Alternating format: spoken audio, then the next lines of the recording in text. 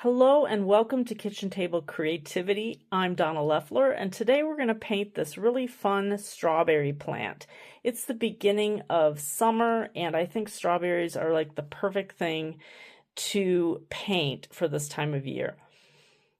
So I'm going to really quickly run through the basic supplies. Nothing fancy needed here. You don't need a fancy studio. I'm just sitting here at my kitchen table painting along with you. I use the Kurtake, I think it's pronounced, Japanese watercolor paints. I got them off Amazon. There's a whole lot of colors in the set that I have. Today I'm going to use some pretty basic colors. I have a gray here that I'm going to use to paint the inside of this white flower. I have this gold color, a true red, well, sort of like a berry red actually. And then I have two greens, more of an olive darker green and then a brighter green. And that's really all the colors you need. You could even do without the gray. And so just use whatever you have on hand. Even if you wanted to use different colors than I use, that's totally fine. I have my watercolor sketchbook here that I got from Amazon also. I really like this one. It's scored so that I can tear the pages out if I want. It's spiral bound so it lays flat. And it's just a nice size. I think it's like 5.5 by 8 or something like that. So I'm going to put links to all of these things in the description of this YouTube video if you want to check them out on Amazon. I have a ceramic palette here that I love to use for mixing. I have two brushes. These ones I got from Dick Blick Art Supply. It's a number 4 and a number 2, and they're called Escoda. I don't know if you can see them in here. They're called Escoda Perla, I think. They're made in Spain, and I kind of splurged on these. They're not like over the top expensive. I think one was 8 and one was 11 on Dick Blick Art Supply. So I'll put a link, or I'll put the name of them in the description also. But you can use any brushes you have. This is a much smaller one. Sometimes I just use the smaller one for everything, and that will work too. These are called round tip. The tip is a little bit pointed. And these are great to use for all kinds of projects. I have a stylus here. I am going to trace, like I always do, the basic parts of this. You can see in the description a printout, a PDF that you can print and use to trace if you'd like. You could freehand draw this. This is really super easy to draw also, but I always like to trace because to show you that it's perfectly fine to do that, especially when you're beginning, but lots of artists trace, even if they aren't beginners. I have a piece of waxless graphite paper. I use waxless because it can be erased. Some kinds of graphite paper, when you trace, the lines can't be erased. So I always recommend that you get the waxless. You put the dark side down, and then you can use a stylus or a pencil or a pen or anything that you have that's not super sharp object, but like the stylus is rounded, to trace the outlines. And then to finish, I'm going to use these Micron pens. I have a 005 and a 05. And I like to outline my paintings with the little bit heavier one, and then I use the fine tip to always sign my work.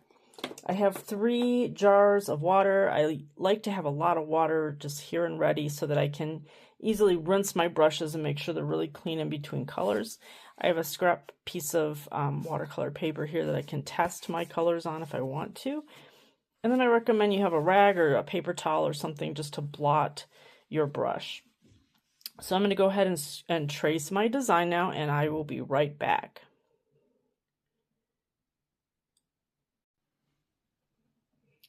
Okay, so here I have my image traced, and you can see I haven't added like every single detail in. And mine is a little bit darker probably than even what you would need, but I try to make mine darker just so that I can make sure that I can create a printout for you that will show up on the printout. So what's so great about tracing is that it just takes away a lot of the extra effort, I guess. I mean, unless you really are good at drawing and you love to draw, which is totally fine. But this way it's centered already, everything is there that I need to get started. And so I like to do that just to make it a little bit easier. All right, so we always start with the lightest colors. So I'm going to start with, or almost always, I'm going to start with this yellow. So I take my spray bottle. I think I forgot to tell you that. I always have a spray bottle of water, just plain water on hand. And I'm going to start with my little bit bigger brush. I'm going to wet my brush. And I'm going to take this yellow. And I always like to start with it just kind of pretty watery. And I'm going to start with the inside of this. And I have a little bit too much water, so I'm blotting already. I'm going to do the inside of this little flower. And I'm also going to put just a light wash of yellow on these leaves, because when I go back over them with the green, I really want them to be kind of springy, like new leaves that are not quite mature yet. And so I'm going to be painting over this with green, but I'm going to start with a little bit of yellow.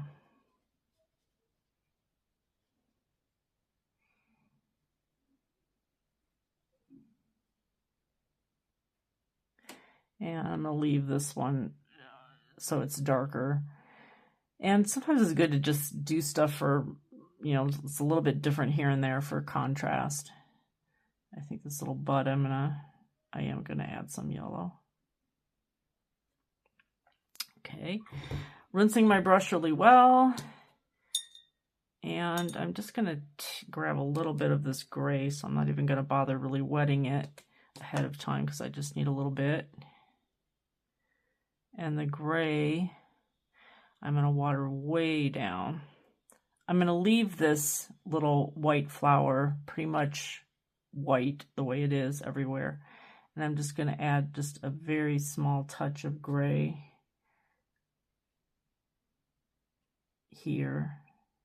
And this is mainly just to add a little contrast, a little depth to the flower, because it really is white. So we just need a very small amount.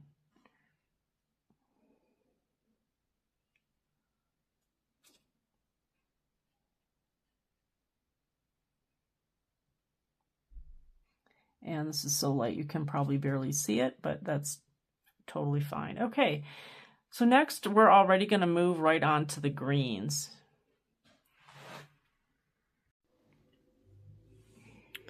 Okay, and I already have my green paint sprayed with a little bit of water. Again, I like to water them way down to start. Probably test this. And I think that that is good. I'm using my number 4 for all of this so far. And when it comes to round brushes, you might notice that different brands are have different sizes for the same number, which is, I thought, really kind of strange, but I guess, you know, paint brushes have been around for a long, long time, many, many years. And so maybe it just makes sense that it would not be consistent across brands. Probably kind of like clothing sizes are different in different countries too, and nothing is exactly consistent, which is fine. You just have to look at the brush and kind of see what size it is for the project you're working on. And these round brushes are great because they have this very fine point, which makes it seem a lot smaller.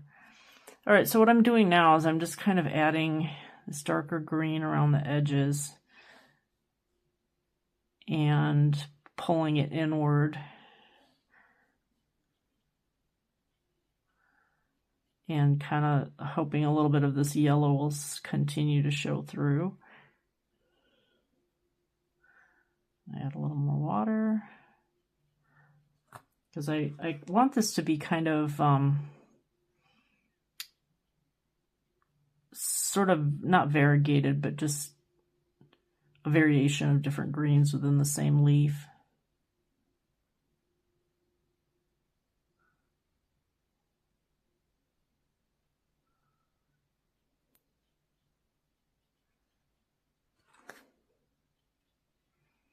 And what I found helps me the most with controlling the water is just to keep blotting my brush. And I think the thing that I experience the most is probably too much water. I don't know if everybody has that when they're just starting, but that seems to be the thing that I come across more than anything. So we're just going to go ahead and do all these leaves. There's a lot of green in this, and I think that's quite fitting for the time of year here in the US. Everything is blooming. It's a beautiful time of year. And I don't know, between spring and fall, I can't really say which is my favorite. I really enjoy both.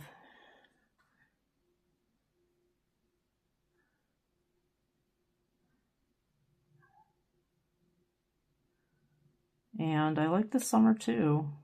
Actually, not that I don't like the winter, but the winters, to me, I'm cold, so I don't like to be cold. All right, I like that a lot. And I'm going to move on to this little bud now and kind of keep this even a little bit lighter, I think.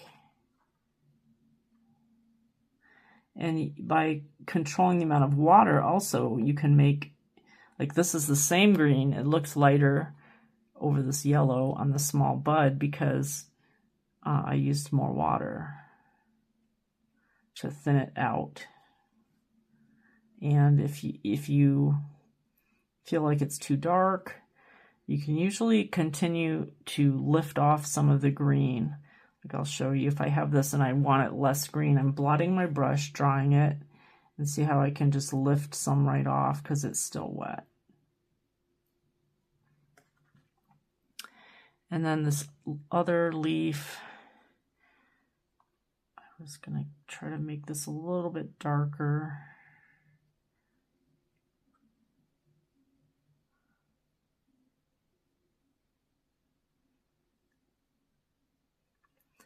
So every week I create this publication called the Creative Heart Journal. And in there I actually have it's a mini magazine flip book. I do it for free. I publish it every Friday. And I have the tutorial of the week in more of a written PDF format. So if you'd like to get that, you can sign up for free. I have the link in the description. It puts you on my email list, which I don't email very often, only when I have something special going on. And I'm just sort of, right now, as I'm talking, I'm just sort of blending more of this leaf. As it's drying, sometimes things will look different than what you thought, and you can always go back and add to, blend, subtract, add some water, whatever you want to do to it. And now this little leaf on the bottom is drying, so I'm going to add a little more darker.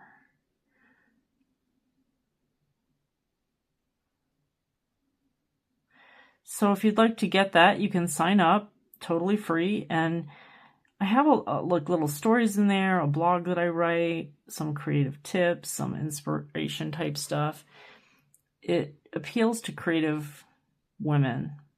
So if you would like to sign up, like I said, it's totally free, and I would love to have you. I also have a Facebook group where I would love for you to come in there and post anything that you've created.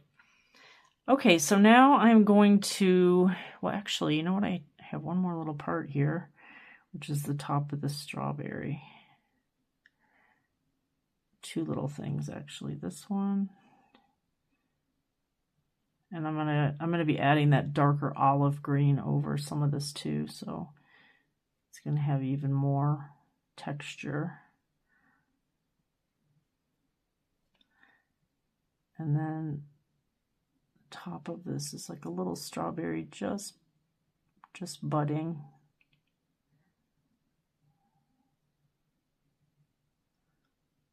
Just starting to grow. Okay. Now we can move on to the olive green.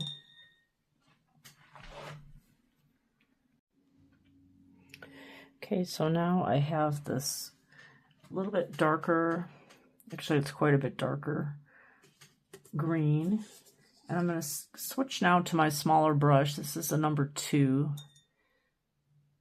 And I'm going to, again, I always water it down. These paints that I have are quite pigmented, which means that they are dark when you take them straight out of the pan. So I'm going to test this and make sure that it looks the right color. Yes, I do like that. And I'm going to start by just adding some to the middles of these leaves.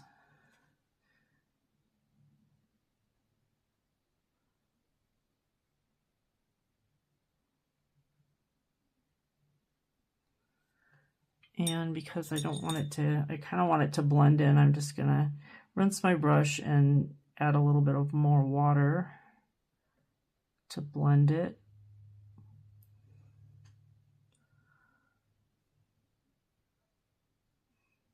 And the reason why I am using the small brush mainly is because I want to use this color for the stems, and they're pretty small.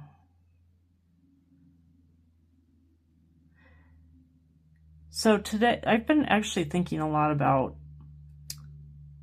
my childhood, my parents, my grandparents, and the stories that keep coming to me are a lot of stories with my grandparents that lived in Upper Michigan. They lived near Traverse City, not in the Upper Peninsula, but they lived in the upper part of the Lower Peninsula, which is still pretty cold. That's where they met when they were young, where they grew up, and they moved to the Detroit area mainly for my grandfather's work. He worked in the auto industry, as did many people who lived in Michigan at that time. And when they retired, they just were like little kids again. They moved back up north where they had started their lives together. And they were just so excited to live up there. They had a huge garden. They had 2 houses on, probably over 5 acres. I'm not really sure how big the property was. It was pretty big. And we would go there as kids, and oh my gosh, we would just have so much fun. My grandmother loved to garden, and she loved berries especially. And she would grow these berries. We would help pick them. And then my grandfather didn't really cook, but the one thing that, for whatever reason, he decided he wanted to be really good at was strawberry shortcake. And, my grandma would bake the pies, but he would do the strawberry shortcake, and he would use the Bisquick mix. And he would be so excited to create these enormous, enormous strawberry shortcakes with tons of strawberries fresh from the garden, and the cake, and then loads of vanilla ice cream on top. And he would laugh, and we would have so much fun with that. And he would get up in the evening, after sitting in his easy chair, he'd go in the kitchen, and he would start to bake this strawberry shortcake, and we would be so excited because we knew what was coming. All right, so I'm just adding this darker green, as you can see as I'm talking here, into this. And this is just watercolor layering. You can do what's called wet on wet. Right now I'm doing the technique is called wet on dry, because what I've created here is already pretty dry. So it's not like blending itself really easily. So I'm just gonna be adding a little bit more water and softening the edges of this with the water so it blends a little more. And I really want to keep some of that yellow just to make it look more realistic and a little bit deeper. So this kind of thing I'm finding really does take practice. And I consider myself still a beginner. I laugh, I say I'm a beginner teaching beginners. As long as I can stay 1 or 2 little steps ahead, I can continue to teach, which I love to do.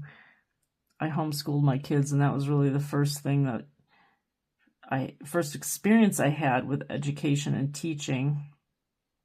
I guess when I worked in lab work, I used to train some of the new employees, but not really in a formal setting.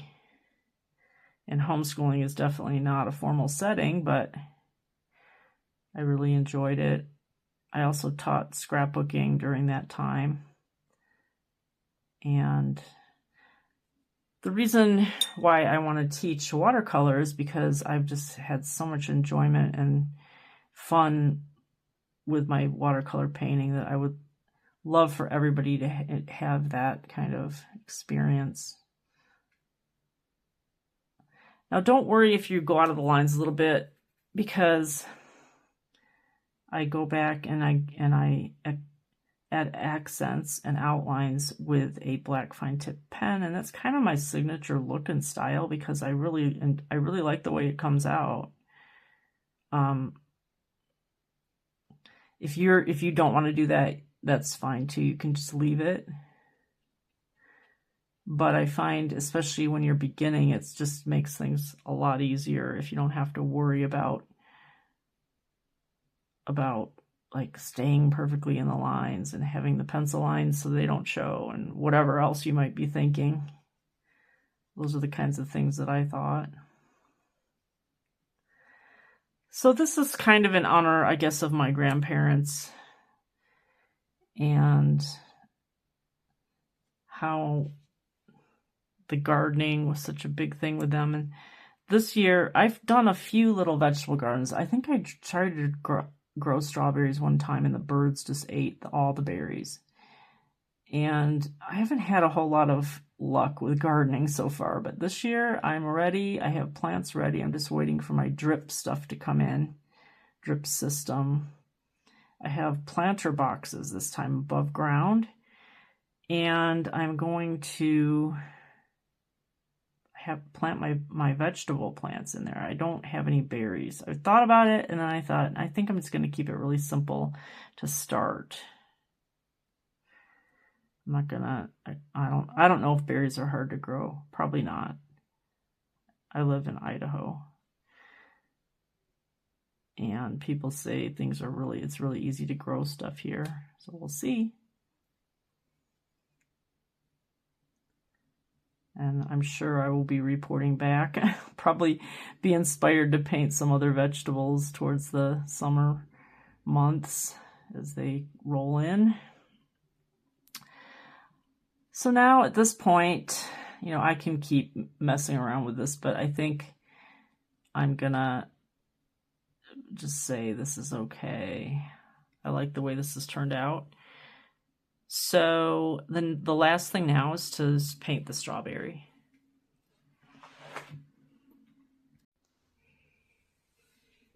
All right, so now I'm going to use this red. This is a true red. I actually was looking at a few different reds here, and some of them look kind of pink, and so this one is a true red, and I think that this true red is better for the strawberries. I don't really want them to look pink, and I'm not really sure if there are any pink strawberries. I don't think so. I don't know. Maybe there are. There's so many different varieties of things. So I'm gonna just have this pretty dark red straight out of the pan. I'm not going to add a lot of variation to this. I'm just going to have it be a pretty solid red. I want it to look nice and juicy. Ready to be picked.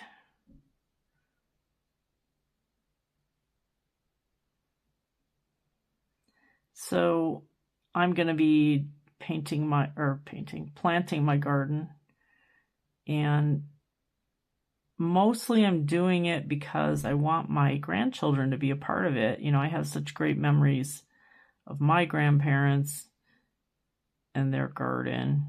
They had a huge garden. But I thought, you know, just to teach the kids how things grow and how much you have to take care of them, they're going to help me. They're excited.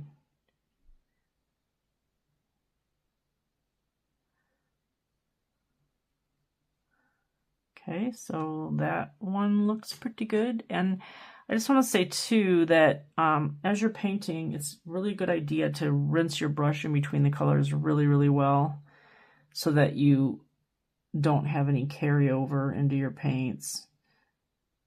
Sometimes in the past, I haven't rinsed my brush really, really well, and then I have to, I mean, if that happens and you get different colors mixed in your pans, you can just take a paper towel and wipe them off, but I feel like it's kind of messy to do that, and it's kind of wasting paint. I don't know, not that much, but still, it's easier just to rinse your brush really well. That's why I always have 3 jars of water on hand. All right, so this has come together really pretty quickly. I am pretty good with the way all of this looks now.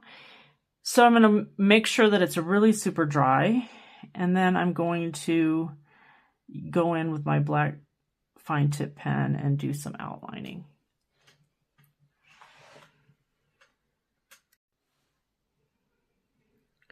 Okay, so now I've moved everything out of the way, and I have my 05 micron pen, which is archival ink. It's black permanent ink, and I've tested everything is dry, and so I'm just going to start here at the top, and this is just sort of like a sketching motion. Some people do this before they paint, but I like to do it after. I feel like it's just like a finishing touch. I don't know if I've ever even really tried it before. Maybe someday I will. Never know. Might like it.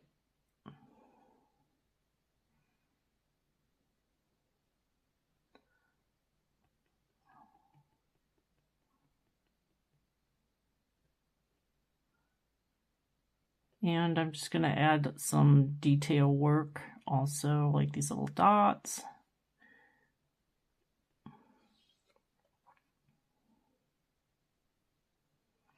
And you don't want to press very hard. You just want to very lightly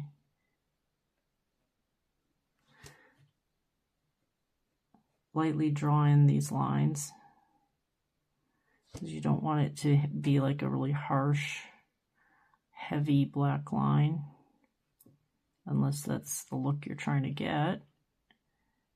And really, I started watching tutorials quite a long time ago, and I would try to make mine look exactly like the artists.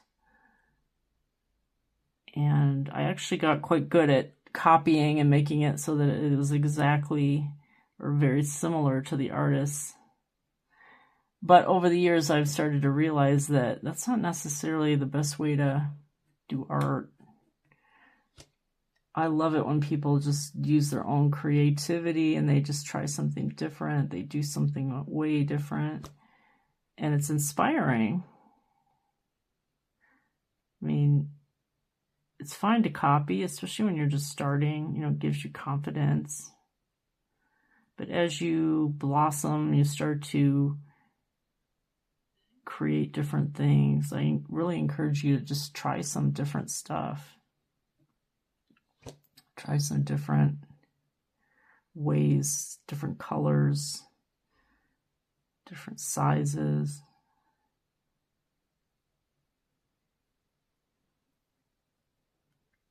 And this berry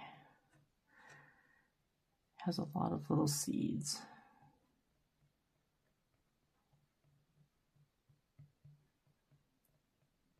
I find this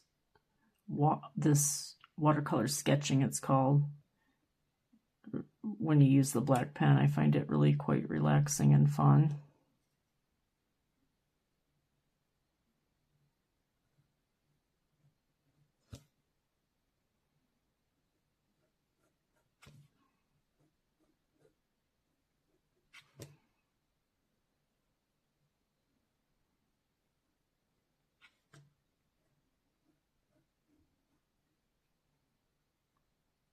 Now, before you start this process also, I always just kind of take a step back from my project before I do the ink pen.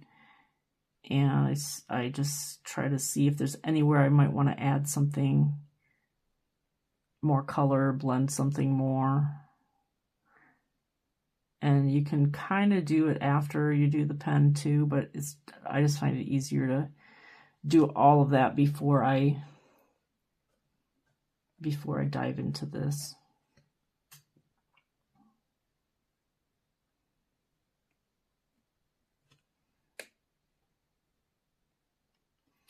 So I'm going to start doing a monthly paint along for free, where you can come on and on Zoom and do a very beginner friendly watercolor painting with me. I would love to meet you. I know there's people from all over the world. Such a miracle of the internet that we can do such things, meet each other online. So if you are interested in that, I also have a link in the description that you can sign up for that. My next one is in June, and I will try to be good about updating the link so that it always has the most current free paint along. And I plan to do one a month. And then I'm also starting a Creative Hearts painting circle, where it'll just be a group of women who want to just paint together. And that we will meet monthly, and there will be a charge for that. So I will have more information coming. It's just brand new and just barely getting started. So if you're interested in that, drop me a line, let me know, and that'll be coming soon. I'm really excited about it. I love to meet the artists and learn from them. So I'm hoping that I can get to know more artists this way, and also people who are just starting, of course. And I really want this group to be completely without comparison and just embracing the whole creative process as a fun thing, a thing that brings a lot of joy.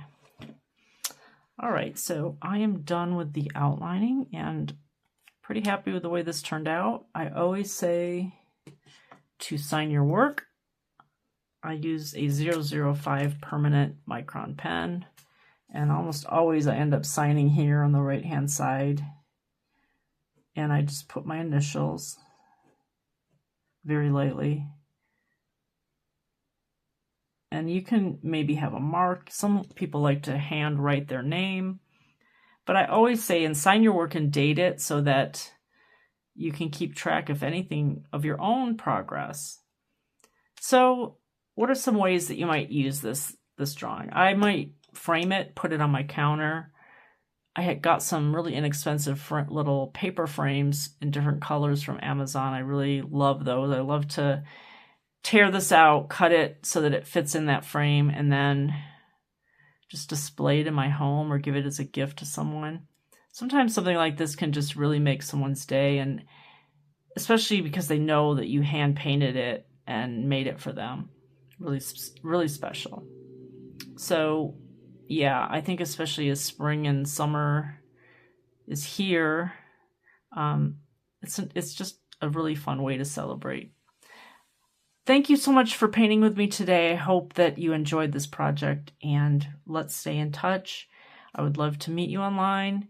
Sign up for any of the things I talked about. That all of the links are in the description. And if you don't see it, there's a little thing that says more that you click on, and it opens up the entire description. So I have a lot of information in there. Thank you so much again, and have a great rest of your day.